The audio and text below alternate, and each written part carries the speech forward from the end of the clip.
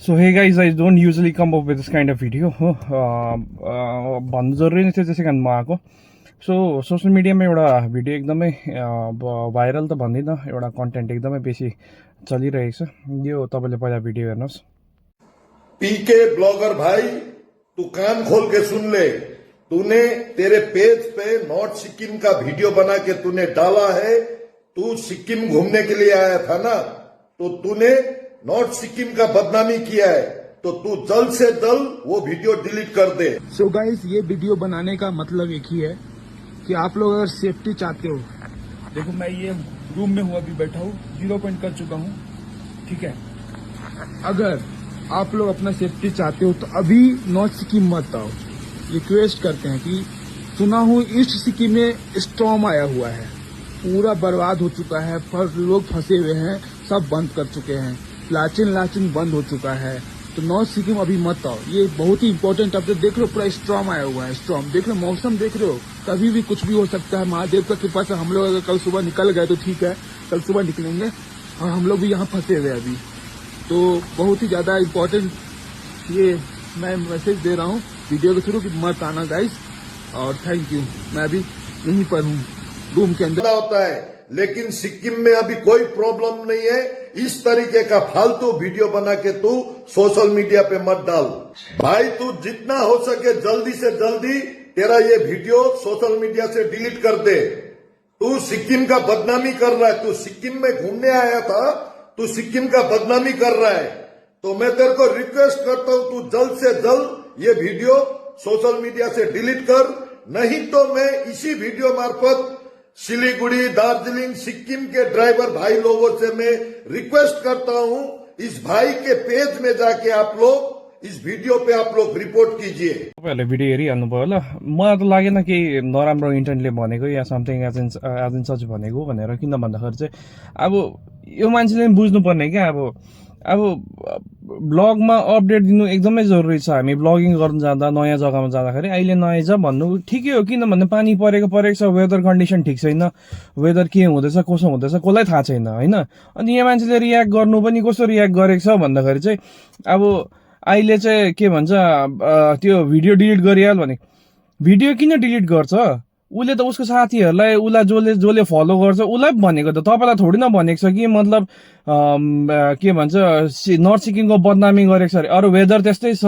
नघुम्न आऊ, साथीहरू घुम्न आउँदैछ या उसको फ्रेन्ड्स एन्ड फ्यामिली घुम्न आउँदैछ भने नघुम्न आऊ भनेर ब्लग हालेको त।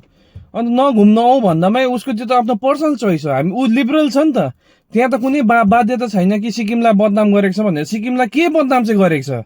म त देखिनँ सिक्किमलाई बदनाम गरेको छ। उसले त वेदर अपडेट दिइरहेको छ, वेदर अपडेट दिँदा अहिले घुम्नु नआइज, वेदर अपडेट यस्तो भइरहेको छ भन्दाखेरि त्यसमा चाहिँ बदनामी गरेको के भयो दाजु?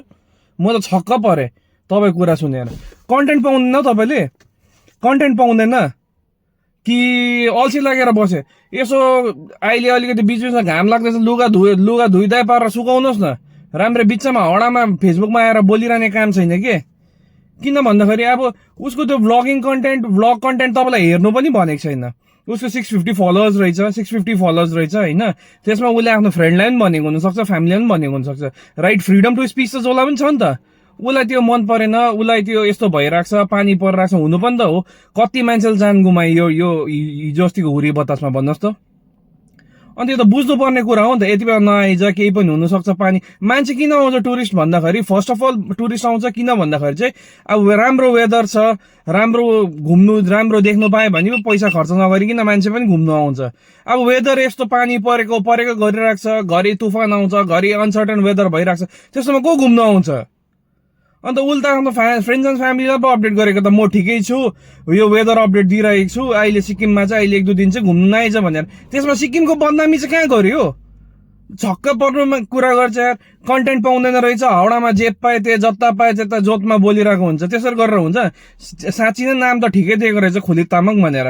बिचमा त भनेको होइन रहेछ कि हाउडामा कन्टेन्ट पाउँदैन हो, रक्सी खायो, पास उठ्यो, त्यहाँबाट त्यो बस्यो, हाउडा बगम फुसे कुरा गर्यो, अर्कालाई धम्की दियो। अरे तपाईँको चाहिँ के नर्थ बेङ्गल ड्राइभर एसोसिएसन तपाईँ गोजीमा हालेको मान्छे हो, उनीहरूले गएर चाहिँ रिपोर्ट गरिबस्छ, उनीहरूको काम छैन? जे फ्याक्ट छ, जे ग्राउन्ड रियालिटी छ, उसले झुट बोलेको जस्तो लागेन। ग्राउन्ड रियालिटी जे छ त्यही नै त बोलेको जस्तो लाग्यो। अनि त्यसमा भन्नुपर्ने चाहिँ के, जतिजनालाई गएर रिक्वेस्ट गर्छु पेजमा गएर रिपोर्ट गर्नु। किन हडामा रिपोर्ट गर्नु पेजमा गएर?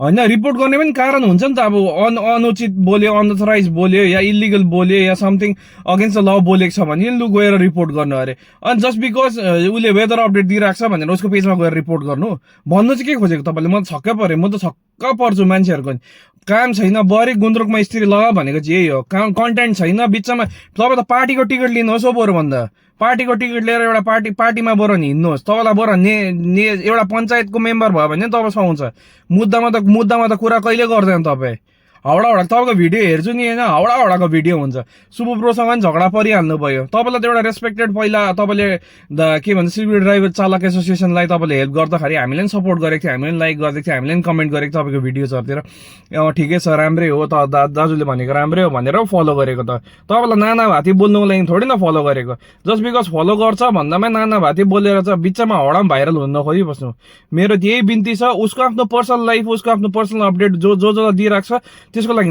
650 जना उसको सब्सक्राइब के फलोअर छ भने तपाईँलाई किन रिस उठेको हडामा किन डिलिट गर्न लगाउनु भिडियो तपाईँले भन्दामा तपाईँ को हो र उसको भिडियो डिलिट गर्न लगाउनु